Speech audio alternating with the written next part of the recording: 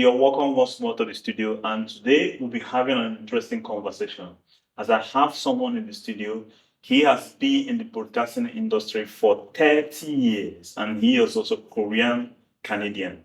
So today we'll be discussing something that is very, very interesting. And if you haven't subscribed, please make sure you click the subscribe button as we'll be bringing interesting conversations to you as always. Mr. Lee, you're welcome to the show.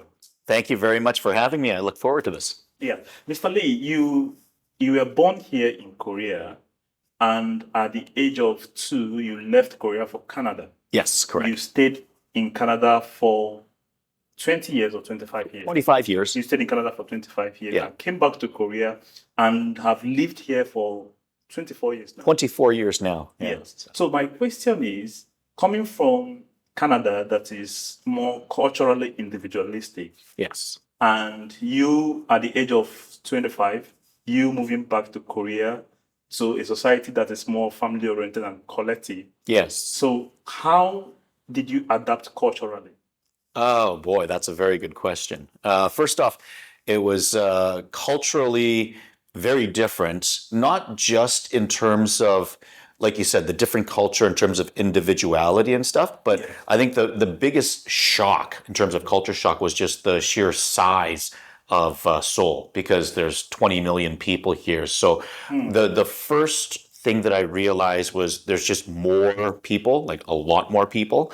And because of that, everyone is moving very quickly. Everyone has somewhere to go, and everyone is trying to become something. So everyone is very goal-oriented, and it was a very, very fast pace compared to, I grew up in Vancouver, west coast of North America, so everything's very relaxed and slow and chill. Whereas coming out here, I realized people walk faster, in Seoul compared to where I grew up. So that was the first difference that I noticed. But yeah, in terms of individuality, I think one of the things that I learned here is people here follow, right? Like if they're told to do something, they do it.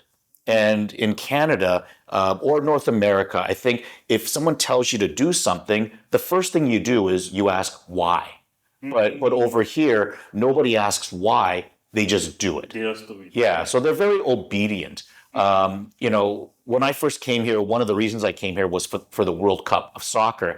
And I remember, Korea's coach for the 2002 World Cup, Gus Hiddink, said, the good thing about Korean soccer players is if you say run from here to there, they do it immediately. Whereas, soccer players in the Netherlands or in Europe, if you say run from here to there, then they say why. So it's frustrating to coach other people that always ask why.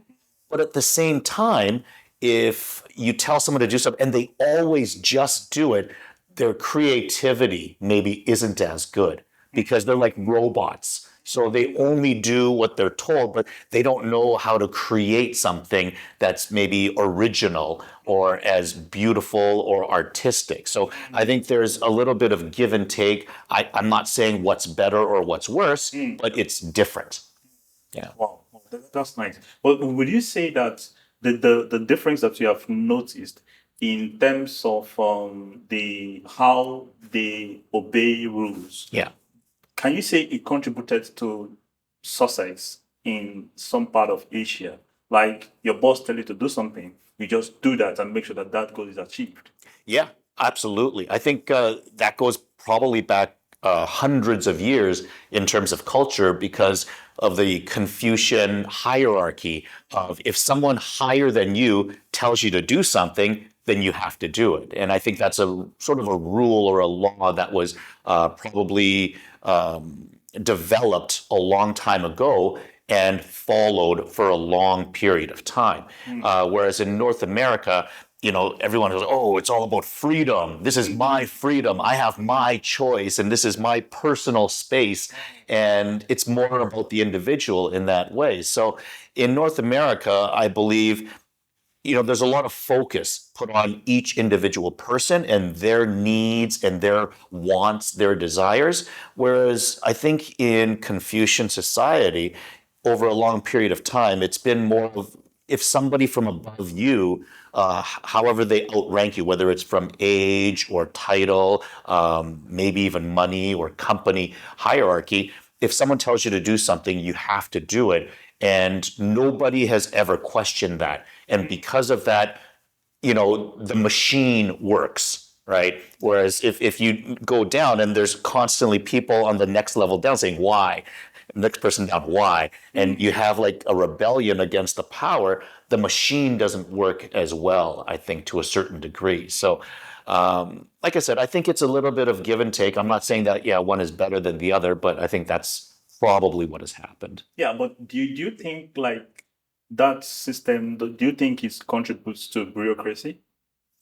I think In an to, organization, for example, everybody has to obey the boss. Mhm. So if they bring something to your table, you can't take decision. You have to wait for the boss to take decision. Yeah. The boss have to wait for another person to take decision. Do you think it's a clog in the wheel of success?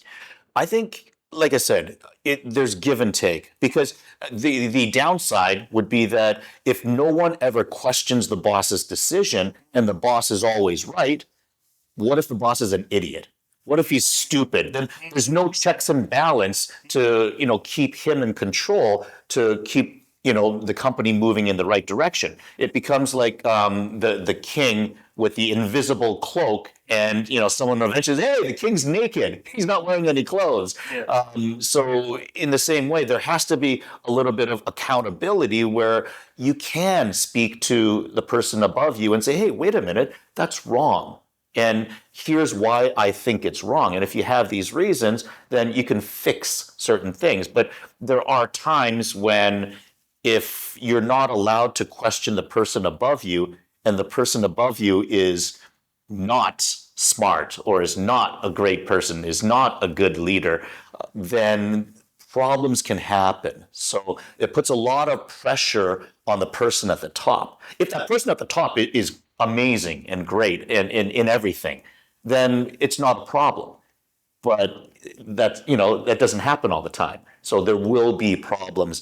But like I said, once again, there's the benefits and there's the downsides. Yeah. So it depends on the situation. Yeah, that's right. Let's come back to you.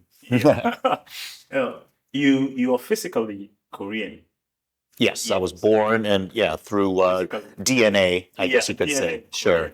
And everything. But culturally, are you more Canadian or are you more Korean culturally? So when people ask me, like, what culture do you relate with? In my opinion, I believe that wherever you went to high school, then that's like, where were you educated?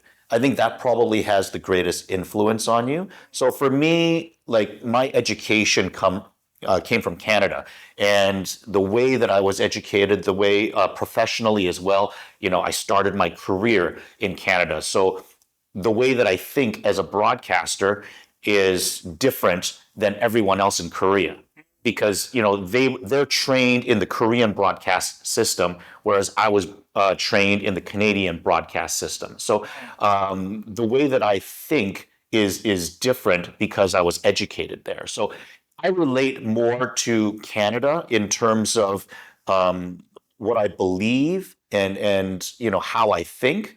But there's definitely things that make me Korean by the way that I look, right? So as a person here, I mean, I look Korean. I can blend in with other Koreans here. But if you talk to me, then people will notice that I have an accent that's, my Korean speaking is not perfect. My reading and writing is not very good at all, whereas English is much more comfortable for me. So there are things that, I can blend in a little bit, but then if you talk to me long enough, you'll realize that, wait a minute, this person's not actually Korean. Yeah.